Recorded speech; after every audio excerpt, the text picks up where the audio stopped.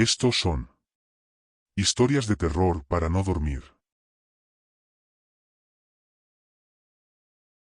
La niña de la carta. No soy supersticioso. Nunca lo he sido. No me asustan las historias de muertos que vuelven, ni las leyendas que repiten los viejos en los pueblos cuando cae la noche. Pero hay cosas que pasan en ciertos caminos del Chocó que no tienen explicación, y que tampoco necesitan una. Solo te rompen por dentro y ya. Yo trabajo en transporte de carga pesada. Llevaba una ruta sencilla, salir de Quibdó al atardecer, cruzar por la vía hacia Istmina y dormir en un hostal conocido. Nada del otro mundo. La carretera era la misma de siempre, estrecha, mojada, rodeada de monte denso y silencio cortado por insectos. Pero esa noche me encontré con ella. La vi cuando doblé una curva cerrada. Estaba sentada en la cuneta, justo al borde del asfalto. Llevaba un vestido blanco, largo, como esos que usan las niñas en su primera comunión. El velo le cubría la cara, pero se notaba que estaba llorando. Los hombros le temblaban, y sus pies descalzos se hundían un poco en el barro. No se movía. No alzó la cabeza cuando me detuve, ni cuando bajé la ventana para preguntarle si estaba bien. Me bajé. No sé qué me obligó a hacerlo. Algo en el cuerpo me decía que no lo hiciera. Que siguiera. Pero también hay algo en uno que no puede dejar a una niña sola en medio de la selva, vestida de blanco, llorando, con un vestido ceremonial que parecía recién lavado. Me acerqué con cuidado. Ella seguía sin moverse. ¿Todo bien, mi niña? Le dije. Nada. ¿Te perdiste? ¿Dónde están tus papás? Entonces levantó una mano. En ella tenía una carta. El sobre estaba manchado, pero no mojado. El papel parecía grueso, como de esos antiguos. En el reverso se leía, con tinta corrida, un nombre completo y una dirección que jamás había escuchado. No sé leer, dijo, sin levantar el velo. Soy forastera. Llévela, por favor. Que llegue a su destino. Tenía la voz apagada, pero era clara. La forma en que dijo forastera me hizo tragar saliva. Nadie habla así, menos una niña. Y su acento no era de aquí. Yo no sabía nada de leyendas. Si hubiera sabido, me habría ido. Pero no. Tomé la carta. Al momento en que mis dedos rozaron el sobre, la niña dejó de llorar. Bajó la mano y lentamente giró el rostro hacia mí, aunque seguía cubierta por el velo. Gracias, susurró. Y desapareció. No se paró. No corrió. No se desvaneció en humo. Simplemente no estaba más ahí. Como si nunca hubiera existido. En su lugar quedó un hueco en el barro, con la forma exacta de donde estuvo sentada. La carta pesaba. Mucho. Como si no fuera papel, sino metal sólido. Apenas la tuve completamente entre mis manos, sentí cómo se me doblaban las rodillas. No pude sostenerme. Caí al suelo con un golpe seco. Me ardieron las piernas. Las sentí, heladas. No podía moverlas. Ni un dedo. Traté de hablar, de gritar, pero la garganta se me cerró. Todo alrededor se quedó en silencio, como si la selva hubiera apagado su sonido por respeto a algo que no comprendía. La carta. Solo eso. En mi mano. Pesando como una piedra. No sé cuánto tiempo estuve tirado ahí. El camión con las luces encendidas, el motor al ralentí, la humedad metiéndose en los huesos. La carta seguía apretada en mi mano derecha, como si se me hubiera pegado a la piel.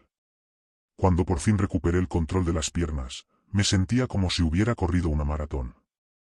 El cuerpo tembloroso, los músculos agarrotados, y la cabeza llena de un zumbido bajo y constante, como un enjambre dentro del cráneo. Volví al camión. Cerré la puerta con fuerza. No volví a mirar hacia la cuneta. Solo avancé. Conduje hasta el primer pueblo, que no era más que una estación de gasolina, un restaurante cerrado y un puesto de policía abandonado. Ahí me detuve. Me bajé y me metí en el baño del restaurante. Me lavé la cara, me vi en el espejo y me dije que todo era una locura, una mala jugada del cansancio. Pero la carta seguía allí. La saqué. No podía ignorarla. Estaba escrita con una letra antigua, de esas que parecen hechas con pluma. El sobre olía a madera húmeda, a polvo viejo, pero estaba seco.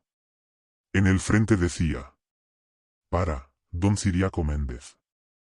Vereda La Pita, kilómetro 58. Carretera vieja hacia Bebarama. Jamás había escuchado ese nombre.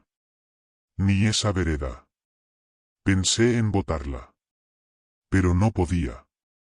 Era como si la carta me pesara en la conciencia, no solo en la mano. Como si algo dentro de mí supiera que, hasta que no la entregara, no iba a poder seguir tranquilo. Saqué el celular. Mala señal. Apenas una rayita de 3G. Aún así, logré hacer una búsqueda rápida. Nada. Ni una mención a don Ciriaco Méndez. La vereda sí aparecía, aunque apenas como una referencia geográfica antigua, usada en mapas viejos de la gobernación. El kilómetro 58 quedaba desviado de mi ruta por una carretera terciaria, casi olvidada. Pensé en seguir con mi vida. Dejar la carta en el camión y no mirar atrás. Pero esa noche, en el hostal donde me quedé, tuve un sueño. No, mejor dicho, tuve el mismo sueño una y otra vez. La niña, sentada al borde de la carretera. La carta en la mano. Su rostro siempre cubierto. Su voz diciendo: que llegue. Que llegue. Me desperté con la garganta seca. Al abrir los ojos, estaba sudando. En la mesa de noche, la carta. Yo no la había puesto ahí. La había dejado en la guantera del camión. Me levanté. Salí del cuarto sin hacer ruido. Subí al camión. La guantera estaba vacía. Ya no era una casualidad. Tenía que entregarla. Salí al amanecer. Apenas el sol rompió el cielo nublado del Chocó, tomé la desviación hacia la carretera vieja. Era un camino angosto, de grava suelta y huecos profundos, rodeado de selva espesa. Cada vez que pasaba por un charco, el camión crujía como si protestara por haberlo sacado de la ruta segura. Durante kilómetros no vi a nadie. Ni una moto, ni una casa, ni un animal. Solo monte cerrado y neblina baja. Al kilómetro 58, según el contador, encontré una señal oxidada, ladeada, que apenas decía: La Pita. Me detuve. Había un sendero que se adentraba al bosque. No era una carretera, ni siquiera una trocha. Era un camino de tierra apenas visible, como si lo hubieran usado por última vez hace décadas. Apagué el motor, tomé la carta y me interné a pie. No sé qué esperaba encontrar. Una casa. Un anciano esperando noticias. Algo. Lo que encontré fue otra cosa. A unos 300 metros, el sendero se abrió en un claro pequeño, donde quedaban los restos de lo que alguna vez fue una vivienda. Las paredes de madera estaban podridas, caídas en partes. El techo había cedido. Solo quedaban algunas columnas firmes y una silla de mimbre carcomida por los bichos. No había nadie. Me acerqué con cuidado. El silencio era completo, espeso. El tipo de silencio que uno no nota hasta que se da cuenta de que no hay ni un solo pájaro. En la entrada, grabado con navaja en una tabla rota, leí un nombre casi borrado. C. Méndez. Me quedé congelado. Era allí. Entré. No quedaba mucho. Un colchón podrido. Una mesa. Un altar derrumbado con una vela apagada y una foto en blanco y negro que apenas mostraba la cara de un hombre viejo, con mirada severa. En una de las paredes, alguien había colgado muchas hojas escritas a mano. Cartas. Todas dirigidas a la misma persona, mi niña. Leí una. Te sigo esperando. Dijeron que el río se la llevó, pero yo no creo. Usted va a volver. Va a saber leer esto algún día. Era la letra temblorosa de un hombre cansado. Había muchas más. Todas con la misma voz. Dolor. Espera. Una fe absurda. En el suelo, bajo una capa de polvo y hojas, encontré un féretro pequeño, cubierto con un plástico negro y amarrado con alambre oxidado. No estaba enterrado. Solo dejado ahí. Encima, otra carta. Cerrada con cera roja. Sentí que el aire pesaba. No quise tocarla. Me alejé. Antes de irme, dejé la carta que me había dado la niña encima del féretro. Apenas la solté, el viento sopló con fuerza. Por primera vez en todo el día, los árboles se movieron. Como si hubieran estado esperando eso. No me quedé a ver qué pasaba. Corrí de vuelta al camión. Encendí el motor. Me fui. Esa noche dormí en Istmina, en una habitación barata de paredes delgadas. Había barro seco en mis botas, en mis pantalones, y en mi alma. No se me quitaba la sensación de haber tocado algo que no me correspondía. Algo que estaba dormido y que, por mi culpa, volvió a abrir los ojos. Intenté convencerme de que lo había hecho bien. La carta había llegado a su destino, ¿no? Encontré la casa. Encontré el nombre. Dejé el sobre justo donde debía. Pero los sueños volvieron.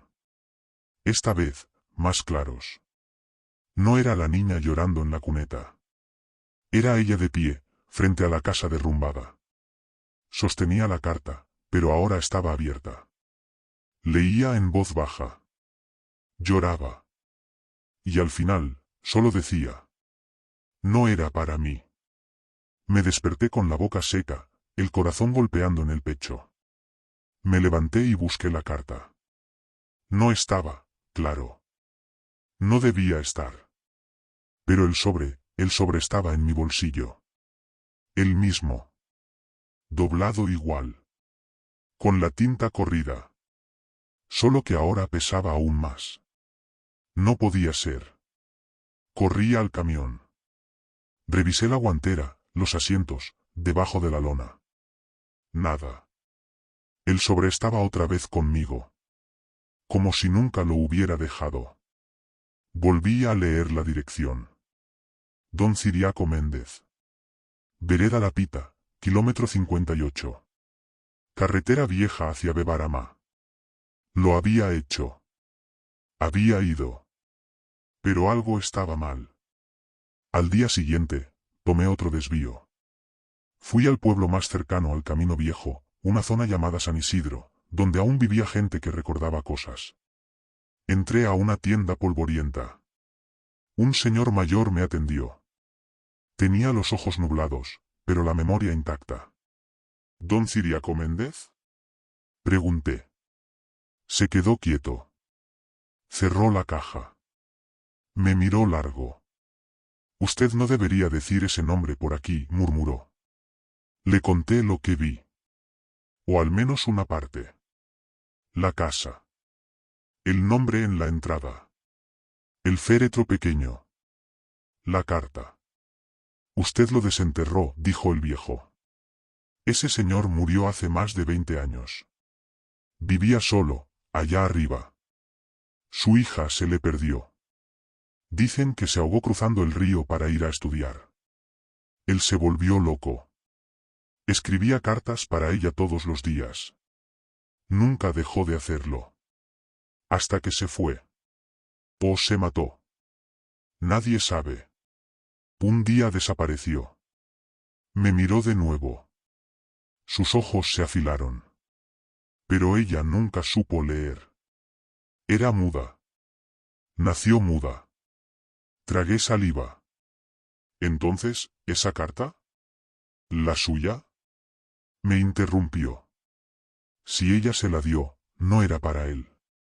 Era para usted. Después de hablar con el viejo de la tienda, manejé sin rumbo. La carretera me pareció más estrecha, más peligrosa. El bosque parecía haberse acercado. No sabía hacia dónde iba. Solo manejaba. Como si el camión ya no me obedeciera a mí. Cada vez que intentaba dejar la carta, volvía. La arrojé por la ventana. Aparecía en el asiento del copiloto.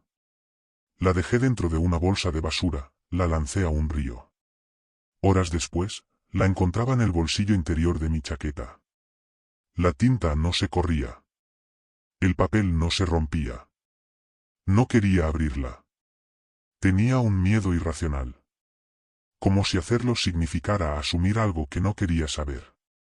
Empezaron los apagones mentales. Fragmentos de tiempo perdidos. Recuerdo ir por una carretera en el día, sin transición, estar detenido en la oscuridad frente a un peaje abandonado, sin saber cómo llegué. En una de esas ausencias, desperté en un mirador de la carretera atado, con el motor apagado y los faros apuntando al vacío. El parachoques tenía barro fresco. Yo no recordaba haber salido del pavimento. Una noche, sentí que alguien subía al camión. Me giré, empuñando la linterna. No había nadie. Pero el asiento estaba húmedo, y el cinturón de seguridad, abrochado. Tenía que terminar esto. Me detuve en una estación de policía rural. Me acerqué con el sobre. Dije que me había encontrado una carta sospechosa. El agente, un tipo joven, me miró con cara de fastidio. La tomó. En cuanto lo hizo, gritó y la dejó caer como si se hubiera quemado. ¿Qué es esta mierda?, dijo. Pesa como una piedra. Salí corriendo. Ya no había dudas, la carta no era para ser entregada. Era para mí. Estacioné en una curva solitaria del kilómetro 62. Llovía fuerte. La selva chocoana me rodeaba como un cuerpo vivo. Saqué la carta, mojada por fuera, intacta por dentro. Con los dedos temblorosos, rompí el sello de cera. Adentro, había una hoja de papel grueso, color hueso, escrita con la misma letra antigua. Decía: para el hombre del camión blanco. Usted me vio. Usted no frenó. Usted iba tarde. Usted no paró. Mi estómago se encogió. Seguí leyendo. No sé cómo se llama. No lo vi bien. Pero su camión traía frutas. Era martes. Yo corrí. Levanté la mano. Usted no me vio. Usted no quiso verme. Me dejaron sola. Me dijeron que caminara y esperara a alguien bueno. Me senté. Llovía. Tenía hambre. Y entonces vino usted. Pero no paró. Me levanté para correr detrás. Me fui al otro lado. No vi el otro camión. Mis manos sudaban. No respiraba. No supe leer las señales. Nadie me enseñó. Pero la carta era para usted. Para que recuerde. Para que sepa. Yo no morí por mala suerte. Morí porque usted tenía prisa. No había firma. Solo una pequeña flor dibujada a lápiz, temblorosa. Entonces lo recordé. 5 años atrás, yo llevaba piñas a Medellín. Llovía. En una curva del Chocó, vi una silueta en la carretera, pero no frené. Pensé que era un perro, una bolsa, un tronco. Solo lo supe al día siguiente por la radio: una niña había muerto atropellada por un vehículo que no se detuvo. El responsable nunca fue identificado. Yo lo bloqueé. Mi mente lo enterró. Pero ella no lo hizo. La niña de la carta. Apagué el camión. Salí bajo la lluvia. Volví al kilómetro 58 caminando. El monte me abrió paso. La casa seguía allí, igual de podrida. El féretro seguía cubierto. Puse la carta dentro. La vela que estaba en el altar encendió sola. No sé cómo. No pregunté. Caminé de vuelta. Cuando volví al camión, ella estaba sentada en el asiento del copiloto. Ya no lloraba. Ya no tenía el velo. Me miró. Asintió. Y desapareció.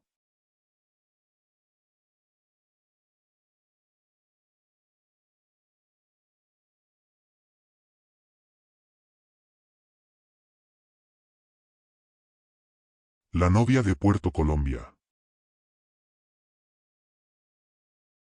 Nunca había sido supersticioso, pero una madrugada en la antigua Curva del Diablo aprendí que hay presencias que desafían toda lógica.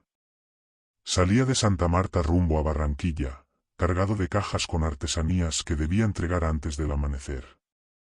La carretera nueva al mar apenas dejaba entrever el viejo camino, y los letreros de neón de los restaurantes nocturnos se extinguían a medida que avanzaba.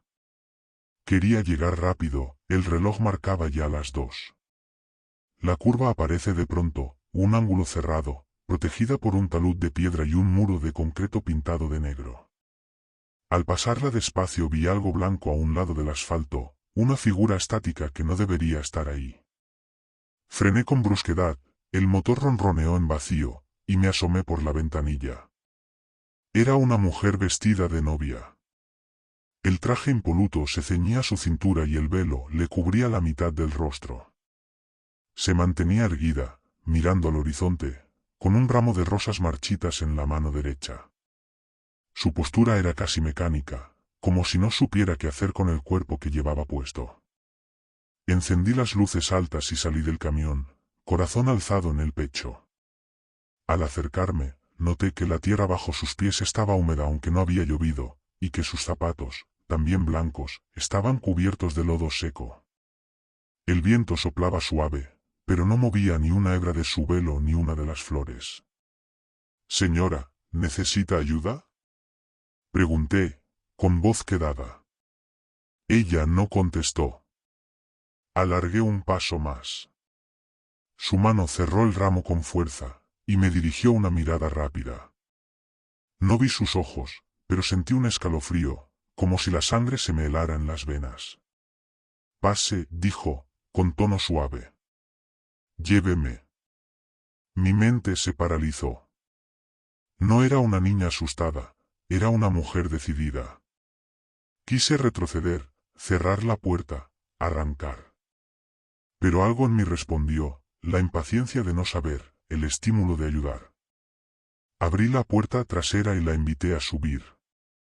Al inclinarme para que entrara, sentí el olor, una mezcla de rosas viejas y algo ácido, como metal oxidado. Ella se acomodó en el asiento, sus rodillas apenas dobladas, y el camión se inclinó bajo el peso que nunca antes había sentido. Las puertas se cerraron tras ella con un clic seco, y el silencio dentro del vehículo se tornó espeso. «Gracias», musitó. Estaba tan sola. El corazón me latía en la garganta. Encendí el motor con cuidado. La carretera se extendía negra delante de nosotros, y la curva del diablo desapareció en el retrovisor. Ella no hablaba más, solo volteaba a mirarme con la cabeza ladeada. Quise preguntarle a dónde la llevaba, pero mi voz se ahogó. El camión avanzó, y la carretera nueva al mar parecía infinitamente larga. En el espejo, apenas vislumbré un destello blanco, la novia dejaba un rastro leve, una huella de frío que inundó la cabina. No sabía entonces que esa aparición era solo el principio de algo que arrastraría mi alma y haría pesar mis pasos como si el mundo entero me reclamara una deuda. Pero lo supe al instante en que ella sonrió, sin apartar el velo, y exhaló un suspiro lánguido que llenó el aire de flores podridas. El camión avanzaba con cautela, el motor ronroneando bajo la tensión que crecía en mis pulsaciones. La novia se mantenía en silencio, el traje impoluto contrastando con el fango que cubría la parte inferior de la puerta. No supe qué decir, mis pensamientos se atropellaban, ¿en qué momento acepté llevarla? ¿Por qué no había cerrado la puerta y huido? ¿A dónde la llevó? Me atreví a preguntar por fin. ¿A la iglesia? ¿A su casa? Ella torció la cabeza, y el velo dejó entrever unos labios pálidos que se curvaron en una sonrisa breve. «Al lugar donde debía ser feliz», respondió. «Al sitio de mi celebración». Su voz sonaba nostálgica, como un eco de un día lejano. Alcé la vista hacia el parabrisas, la carretera nueva se bifurcaba, con desvíos señalados en carteles amarillentos. Ni uno hacía referencia a Puerto Colombia. Sentí un nudo en el estómago. La oscuridad nos envolvía. Cruzamos un peaje, y por un instante, la luz del tabique me permitió ver el ramo en su regazo. Las rosas, ennegrecidas por la podredumbre, exhalaban un olor agrio que me revolvió el estómago. Instintivamente bajé la ventanilla y llené el camión de aire nocturno. ¿Usted era Blanca Rosa Vilar?, pregunté, recordando las historias. ¿Iba a su luna de miel? Ella inhaló profundo y el brillo del reflejo en el vidrio me hizo dudar. Ese nombre no me pertenece, dijo con suavidad. Yo no tuve luna de miel. Tuve un final. Un escalofrío me recorrió entero. Me obligué a mantener la mirada en la carretera. Aumenté la velocidad. El chasis crujió al tomar una curva cerrada. Pensé que todo terminaría pronto, pero en el retrovisor noté que sus ojos me seguían con una intensidad desbordante. ¿Por qué camina sola?, pregunté. ¿Por qué no cruza la curva? La novia bajó la mirada. El silencio se alargó. Me obligaron a hacerlo, susurró. Me vistieron de blanco para una promesa que mi padre rompió. El motor hizo eco con mis propios pensamientos. Un padre. Una promesa rota. Sentí que las historias fragmentadas de los lugareños cobraban sentido, lágrimas inesperadas, olor a flores muertas, desapariciones repentinas. ¿Y dónde murió?, me atreví, con la voz temblorosa. Ella suspiró, y por un segundo el velo flotó sobre su rostro, dejando ver unos ojos cansados. Aquí mismo, dijo. En esta vía. Volví a mirar el retrovisor. La curva del diablo se acercaba otra vez, como si hubiera dado un rodeo. En el cristal, la silueta de la novia parecía fundirse con la noche. Sentí un tirón que me instaba a frenar. Pisé el pedal. El camión redujo bruscamente la marcha. El timón chirrió. Al detenerme, el motor cesó en un gemido lastimero. El mundo se quedó en silencio. Ella bajó del vehículo con gracia espectral. Abrió la puerta y dejó sus pies blancos rozando el asfalto. El velo se alzó con la brisa que, por primera vez, pareció tener voluntad. Un aleteo suave, apenas perceptible. Fue aquí, murmuró señalando la curva. Cuando mi coche chocó contra el guardarraíl. No hubo boda. Ni fiesta. Ni fiesta. Solo sangre y un vestido arrancado a tirones, y luego el silencio. Di un paso hacia ella, con el corazón en la garganta. ¿Puedo ayudarla?, pregunté. La novia me miró directo a los ojos. Sus manos, halladas en calma, sostenían el ramo podrido. Necesito que alguien me lleve donde se rompan las promesas, dijo con voz doliente. Al lugar donde empezó todo. Antes de que pudiera responder, se inclinó hacia mí, rozó mi mejilla con el dedo, y su sonrisa se ensanchó en un gesto macabro. El olor nauseabundo de las flores invadió la cabina, y un soplo helado me recorrió la nuca. Cuando giré para hablarle, ya no estaba. El asiento trasero relucía vacío, con apenas unas marcas de barro. En mis manos quedaba el ramo, pesado y húmedo, y una sensación punzante de que la curva del diablo había reclamado una nueva víctima para su reliquia de dolor. Tomé el ramo con decisión, lo guardé con cuidado y subí al camión. El motor arrancó al primer intento. Miré al espejo, la curva estaba desierta, bañada por la luz amarilla de un faro oxidado. Con el ramo a mi lado, prometí que seguiría sus pasos. Que descubriría la verdad. Que liberaría a la novia de su carga. Sin embargo, mientras el camión avanzaba hacia la madrugada, su risa suave retumbaba en mi mente, recordándome que hay promesas que no mueren y cadenas que solo se rompen con la palabra adecuada. Conduje hasta el amanecer sin detenerme. El ramo seguía en el asiento del copiloto, y cada vez que lo miraba me parecía más hinchado, como si algo se moviera dentro. Al llegar a Barranquilla, no pude entregarlo. Faltaban las palabras. Faltaba el valor. En vez de ir a mi destino, desvié hacia el centro histórico. Encontré un parque, apagué el motor y bajé a tomar aire. Dejé el ramo en la cabina, cerrado tras la puerta. No podía tocarlo más. Pero incluso desde afuera, su olor me perseguía, flores muertas, humedad vieja, sangre seca. Entré a un café abierto a esa hora y pedí un tinto. Mientras bebía, conecté mi celular al wifi del local y comencé a buscar, accidente novia Puerto Colombia, Curva del Diablo, Blanca Rosa Vilar. Aparecieron varios artículos. Algunos hablaban de una mujer joven que murió el 7 de febrero de 1983, de camino al aeropuerto para su luna de miel. El auto se había salido de la carretera justo en esa curva. Iba con su esposo, quien sobrevivió con heridas graves. Su nombre, efectivamente, era Blanca Rosa Vilar Villamizar. Pero un artículo en un blog viejo me llamó más la atención. Decía que las apariciones de la novia se remontaban a mediados de los años 70, mucho antes de la muerte de Blanca Rosa. Testimonios hablaban de una mujer vestida de blanco haciendo autostop, pero los detalles variaban, unas veces lloraba, otras reía. Siempre dejaba un olor pestilente, y al desaparecer, los pasajeros sentían un vacío insoportable en el pecho, como si algo les hubiera sido arrebatado. Había incluso una foto borrosa, tomada con una cámara antigua, de una figura blanca al borde de la carretera. No se distinguía mucho, pero tenía el mismo contorno, el mismo gesto de espera resignada. ¿Y si no era una? ¿Y si eran dos mujeres? ¿O acaso una misma presencia, multiplicada a través del dolor? Algo no cuadraba. Volví al camión con el pulso agitado. El ramo seguía allí, aunque ya no era un ramo.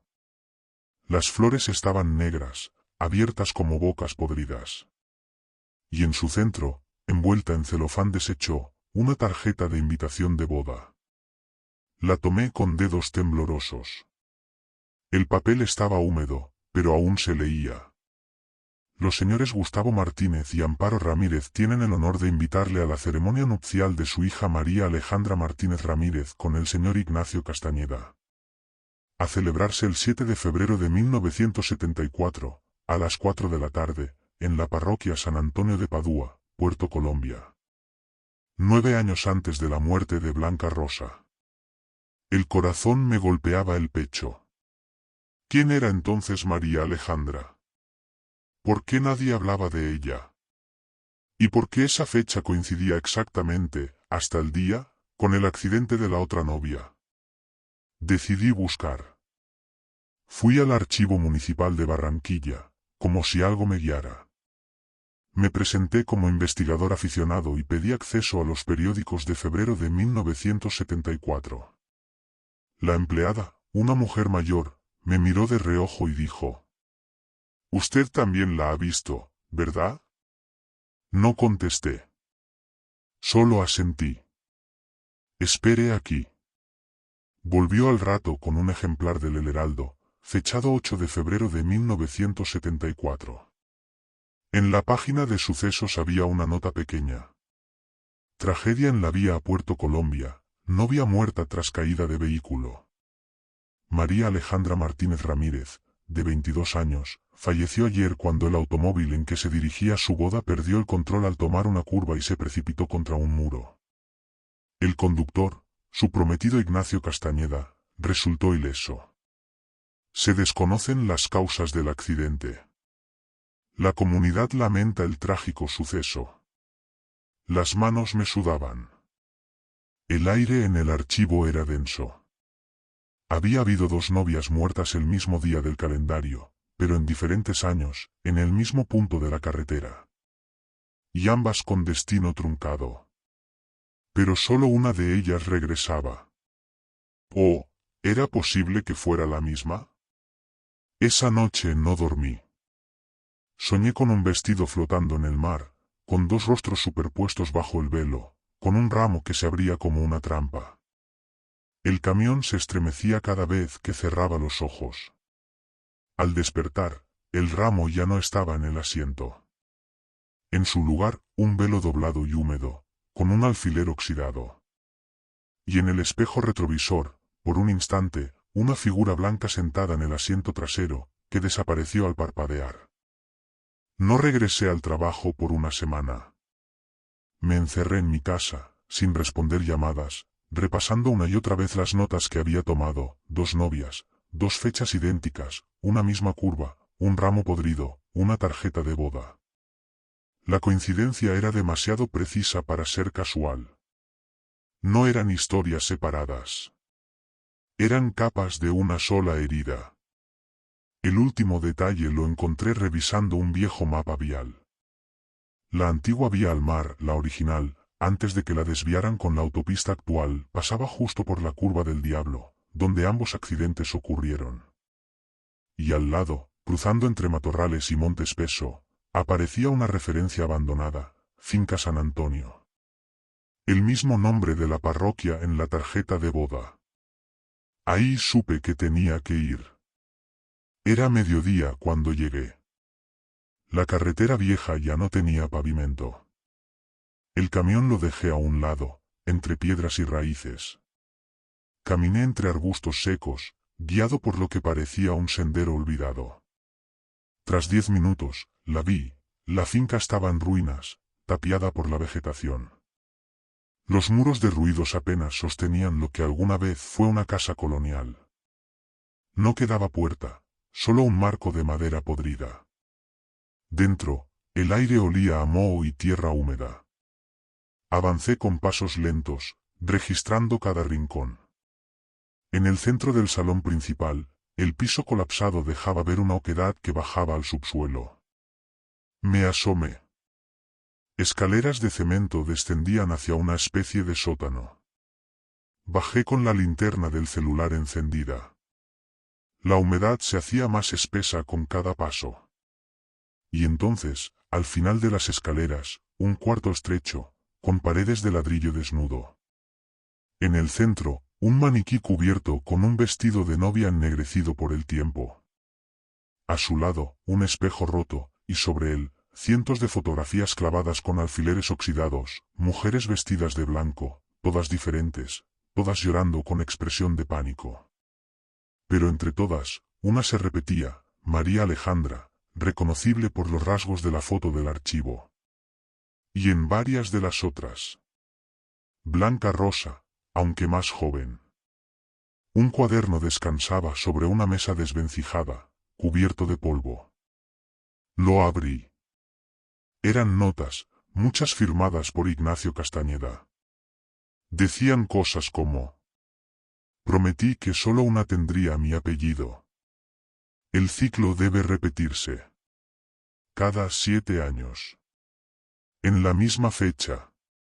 Con otra promesa rota. La novia solo regresa cuando otra se suma. Tragué saliva. ¿Ignacio las había matado? ¿Había sacrificado a ambas para cumplir un pacto oscuro? ¿Era ese el origen de la maldición? Un último papel suelto, clavado con sangre seca, decía: ella volverá hasta que todos los que prometieron sin cumplir paguen. Yo fui el primero. Y no seré el último. Salí del sótano con el alma congelada. La finca parecía más oscura, como si hubiera caído la tarde. Al poner un pie fuera, el aire cambió. Una brisa meció los árboles, y sentí una presencia detrás. Me volteé, y ahí estaba ella. La novia. El vestido estaba intacto, limpio como el primer día. El velo flotaba sin viento. Su rostro era sereno, pero sus ojos cargaban siglos de espera. Gracias por buscarme, susurró. Nadie antes lo hizo. Me quedé paralizado. ¿Por qué yo? Porque no mentiste. Y porque llevas en ti la semilla de alguien que lo hizo. No entendí. Pero entonces, lo supe. Mi abuelo había sido Ignacio Castañeda. Mi madre había nacido fuera del matrimonio, criada lejos de Puerto Colombia. Él había muerto joven, atropellado por un bus en los 90. Nunca me interesé por su historia. Hasta ahora. La novia se acercó. Me puso la mano en el pecho. El corazón me martillaba las costillas.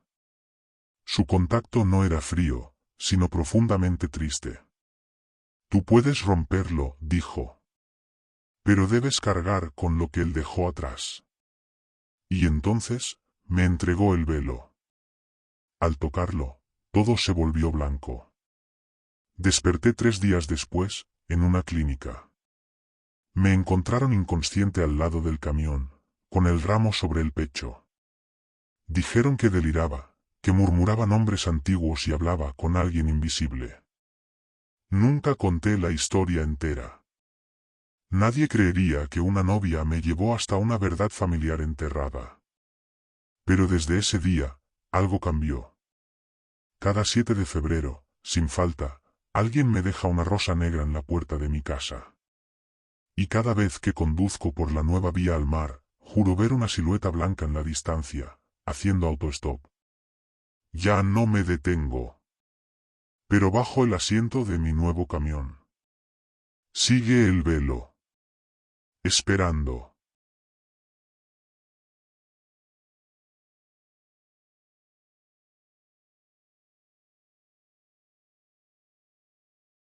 Los descabezados de Tibatitá.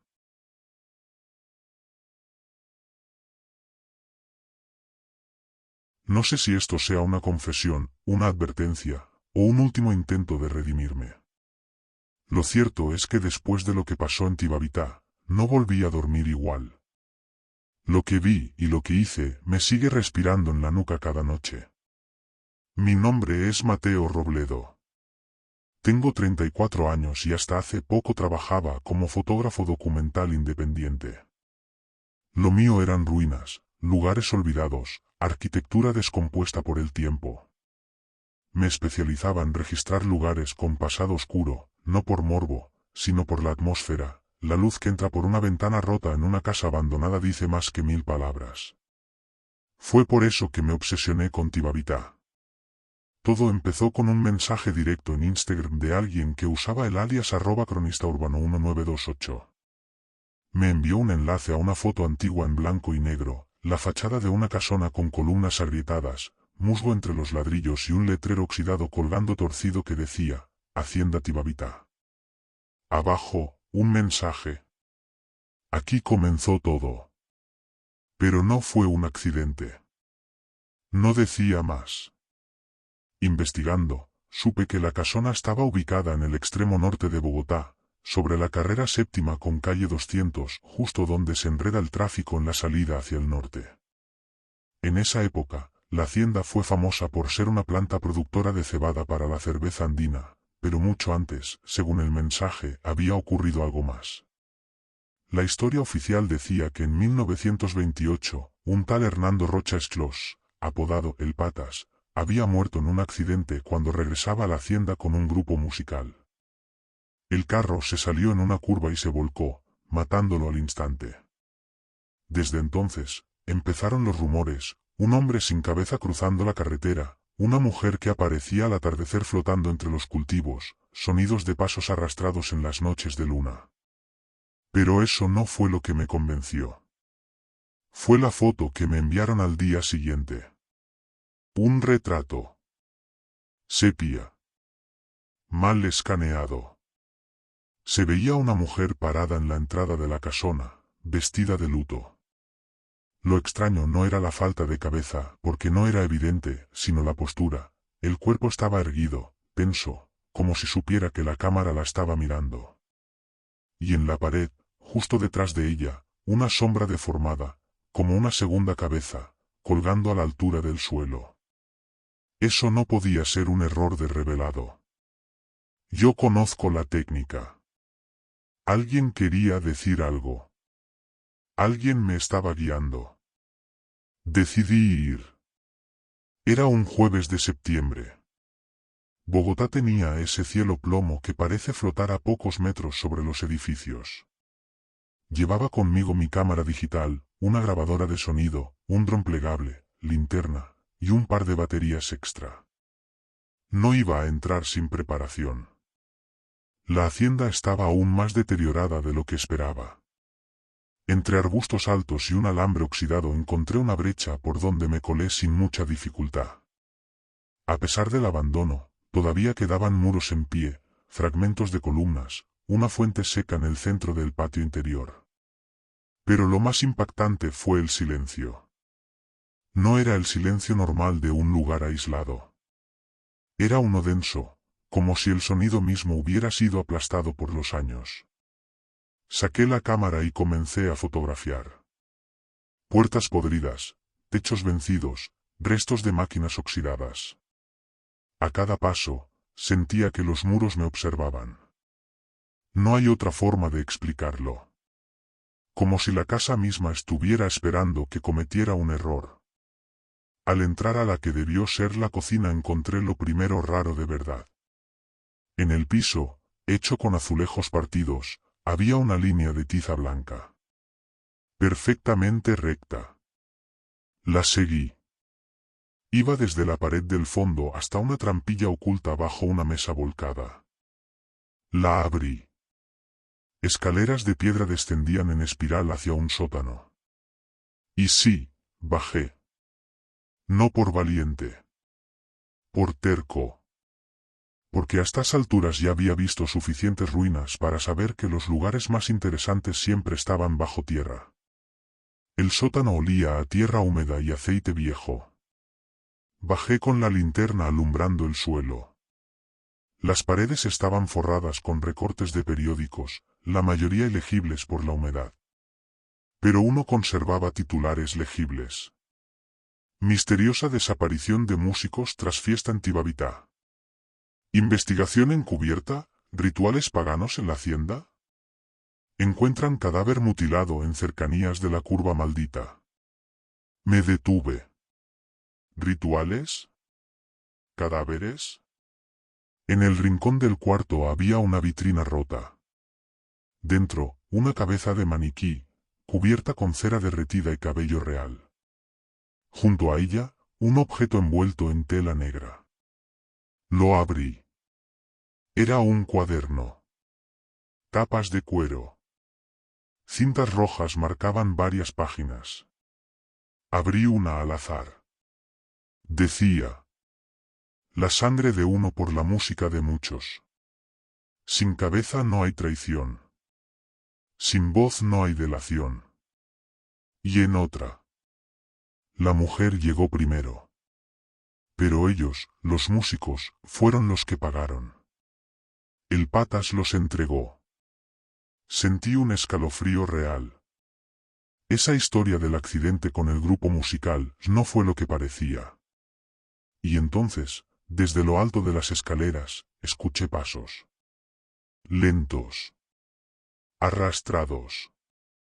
Como si alguien bajara con los pies descalzos sobre piedra. Me giré con la linterna apuntando. Nada. Pero el aire se había vuelto más frío.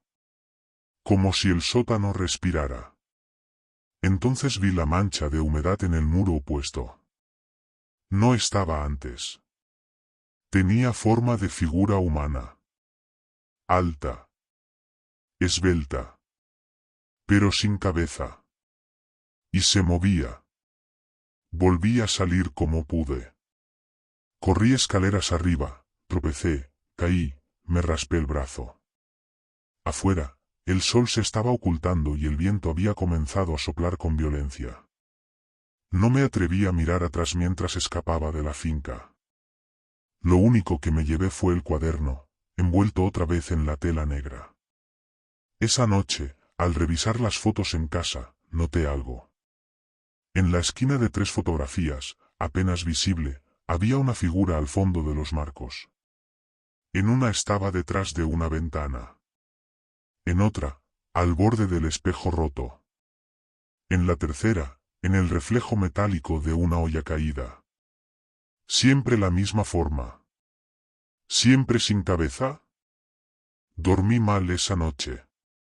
El cuaderno estaba en la mesa de la sala, envuelto aún en su tela negra. No lo abrí de nuevo hasta el mediodía siguiente. No por miedo, sino por respeto. Había algo en ese objeto que no quería ser leído a la ligera. Al destaparlo con calma, noté que tenía más de 100 páginas, la mayoría escritas a mano con tinta sepia. Algunas estaban manchadas de humedad o sangre seca.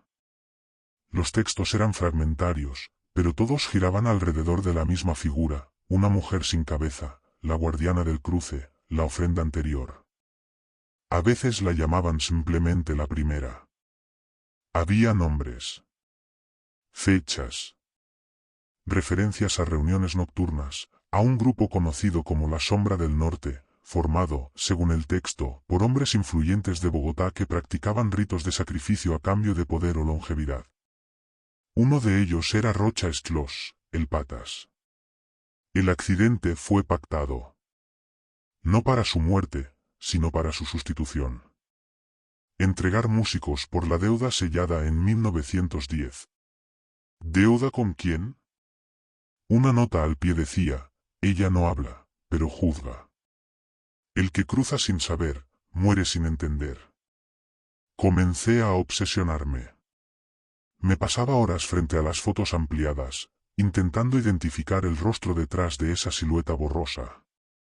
Cada vez que creía estar más cerca, una sensación de incomodidad me invadía. Como si alguien me vigilara. O algo. Una semana después decidí volver a Tibabitá. No porque fuera prudente, sino porque sentía que tenía que ver el lugar de noche. Las apariciones, según los relatos antiguos, ocurrían al atardecer o con luna llena. Llegué a eso de las 6:30. El sol ya había caído tras los cerros y el aire empezaba a oler a humedad. Llevaba mi grabadora de audio encendida desde el trayecto. Cuando crucé de nuevo por la verja oxidada, escuché un sonido que no provenía de mí, pasos. 3. Luego un cuarto más arrastrado. Silencio. Volví a revisar la grabadora, la frecuencia del ruido estaba debajo del umbral humano. Ese lugar estaba vivo. Entré con cautela. Las mismas columnas derruidas, la misma fuente seca. Pero algo había cambiado, una cuerda colgaba del techo, justo en el centro del patio. Como si alguien o algo hubiese instalado una soga para ahorcarse allí. O para dejar colgar otra cosa. La cuerda se movía. Sin viento. Mi linterna falló.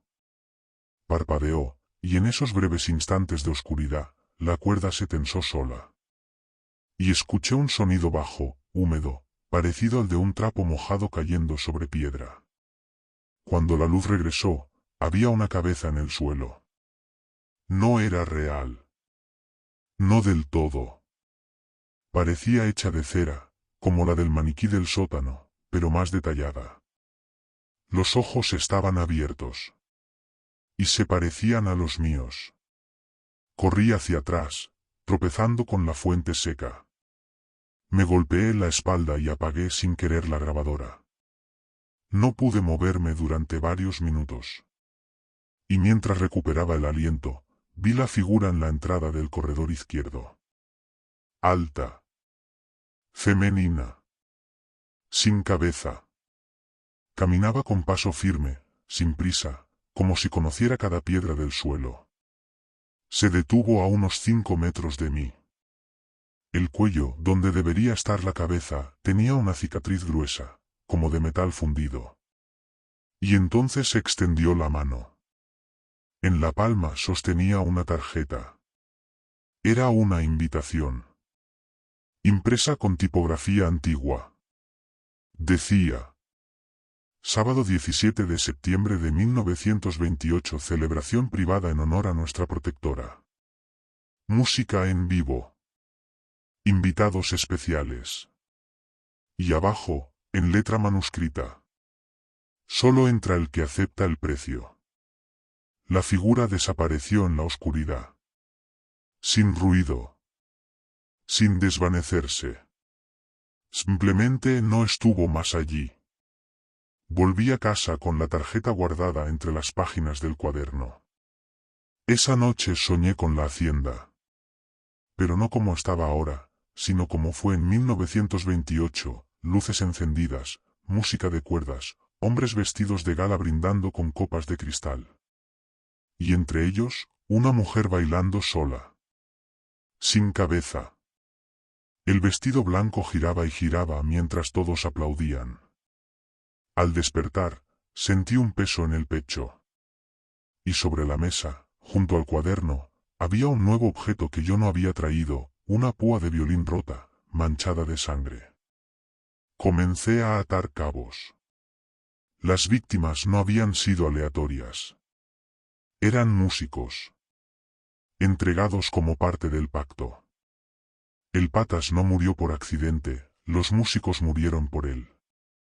Y la mujer sin cabeza, no era una víctima. Era la protectora. Un símbolo de lo que se debe entregar para mantener un secreto a salvo. La primera. Tal vez ella misma hizo un pacto hace décadas, y ahora custodiaba la deuda eterna.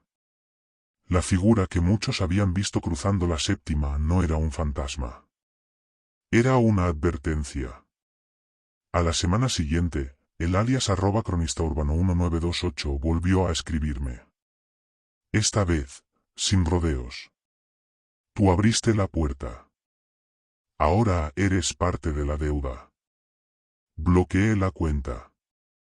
Pero 2 días después, al despertar, encontré pegada en la puerta de mi apartamento una foto impresa. Yo, en el patio de la hacienda, con la cuerda colgando detrás. Y en la esquina inferior derecha, escrita a mano. Sin cabeza, no hay traición. Sin música, no hay redención. Han pasado 3 semanas. No he salido de casa. No subo fotos. No atiendo llamadas. Pero anoche, al mirar por la ventana, la vi. Frente al andén. Inmóvil. Sin cabeza. Y aún así me miraba. No sé si alguien más puede verla. Pero yo sí. Porque acepté el precio sin saberlo. Porque estuve en la casa. Porque tengo el cuaderno. Porque hice sonar su historia. Y ahora ella está esperando.